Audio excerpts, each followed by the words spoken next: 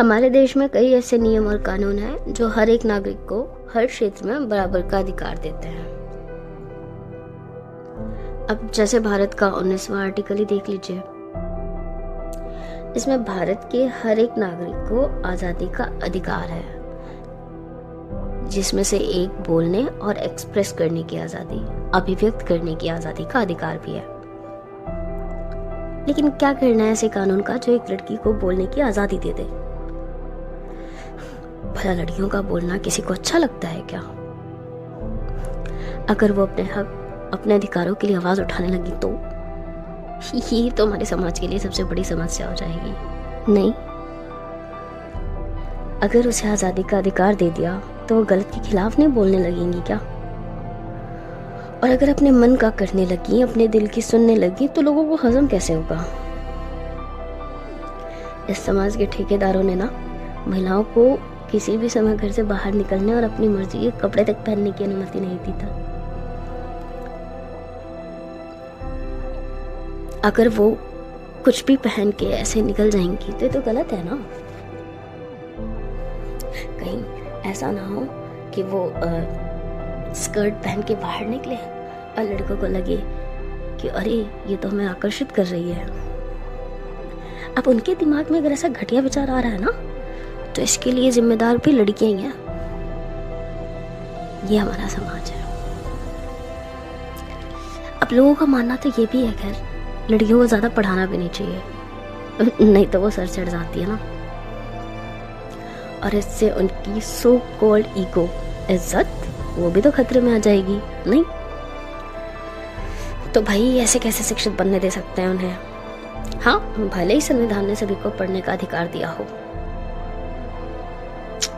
वैसे भी पढ़ लिख कर क्या करना है? हमारे समाज के हिसाब से तो लड़कियों का तो काम ही होता है घर संभालना, पहले अपना घर फिर किसी और का। बच्चों को अच्छी तालीम देना, बिल्कुल वैसी जैसी उन्हें दी गई है। उन्हें यह सिखाना कि लड़कियां केवल घर संभालने के लिए, और लड़कों को तो बाहर जाकर काम करना है ना, घर चलाने के लिए पैसा कमाना है। संविधान में दिए गए बराबरी के अधिकार का होना या ना होना इनके लिए एक जैसा ही तो है। आखिर लड़के तो घर का चिराग होते हैं ना, उन्हें कैसे काम सिखा सकते हैं? बचपन से ही उन्हें तो बता दिया जाता है कि वो बड़े होकर घर की जिम्मेदारी अपने कंधों पर लेंगे। भला घर साफ करना, खाना बनाना और कपड़े धोने जैसे काम उनके स्टेटस से मैच कहाँ करते हैं? अब देखो भाई, ये स्पेन जैसा देश जो है ना, वो तो बेवकूफ़ है, जहाँ कॉलेज ने लड़कों के सिलेबस में होम इकोनॉमिक्स एक मैंडेटरी सब्जेक्ट कर दिया है, जिससे उन्हें घर के ज़रूरी काम करना और सर्वाइवल स्किल्स सिखाई जा सके। इस विषय में खाना पकाना, बिस्तर लगाना, कपड़े धोना और इस्त्री करना आदि चीज़ें सिखाई जाएंगी। अब बताइए, इस कदम से जेंडर गैप कम हो जाएगा और लड़कियों को इस काबिल बनाएगा कि वो ज़रूरत के समय खुद की मदद कर सके।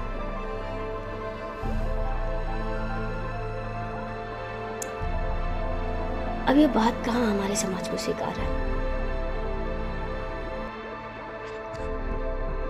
आखिर माँ बाप अपनी बेटियों को बोझ क्यों ना माने? बेटी के जन्म के दिन से ही ये चिंता उनके मन में घर कर जाती है कि उन्हें उसकी शादी के लिए दहेज जमा करना है। बेटी की शादी में अपनी सारी जिंदगी की कमाई वो या तो दहेज के रूप में खर्च कर देते हैं या लड़कों के घर वालों को खुश करने के लिए। शायद इसीलिए कुछ माँ बाप अपनी बेटी को गर्भ में ही मार देने का फैसला लेते हैं, क्योंकि दहेज के रूप में इतनी बड़ी कीमत चुकाना हर किसी के वश में नहीं होता। आखिर उन्हें किस चीज की कीमत चुकानी पड़ती है? बेटी पैदा करने की या बेटी के लिए दूल्हा खरीदने की? सवाल तो एक ये भी है ना कि आखिर लड़कियां घर क्यों नहीं चला सकती? अगर वो एजुकेटेड हैं, काबिल हैं, तो आपको क्या दिक्कत है उसके काम करने से? अगर वो शादी के बाद अपनी फैमिली के साथ साथ अपना करियर भी मैनेज कर सकती हैं, तो समस्या कहाँ है? शायद ये कि वो फिर आपके लड़कों से कदम मिलाकर चलेंगी। तो ये तो ना तो आपको बचेगा ना ही आपके लड़कों को।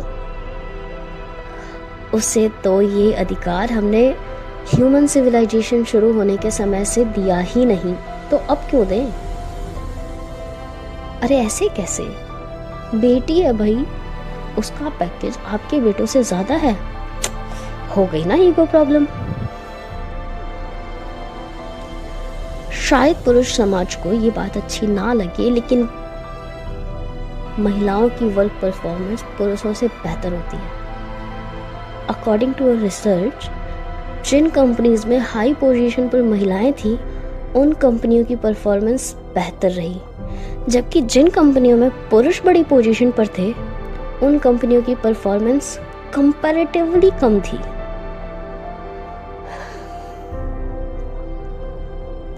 हालांकि समस्या अभी भी वही है कि महिलाओं को समान अवसर दिए ही नहीं जाते। अधिकतर संगठनों में बोर्डिंग और एजुकेशन टीम में पुरुष ही देखे जाते हैं, और अगर अपनी लगन, अपनी कड़ी मेहनत के बलबूते पर कोई महिला अच्छी पोजीशन पर पहुंच भी जाए ना, तो ये बात भी किसी के हलक से उतरती ही नहीं है। इस पर उनका कहना यही होगा कि पक्का उसने उस पोजीशन पर पहुंचने के लिए ना कुछ तो समझौता किया है।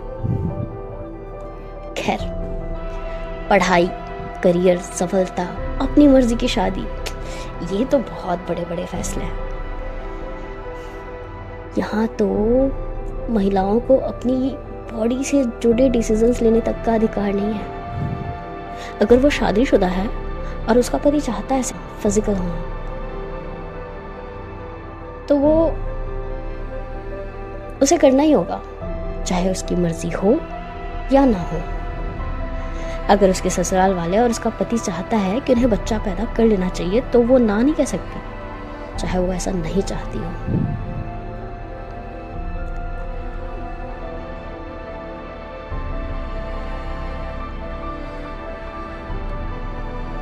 क्योंकि आप लोग जो भी सोचते हैं कि आपको इस देश के संविधान ने स्पेशल अधिकार दिया है महिलाओं को हर वक्त नियम कानून बताने और जीना सिखाने का, उनसे मुझे बस इतना ही कहना है।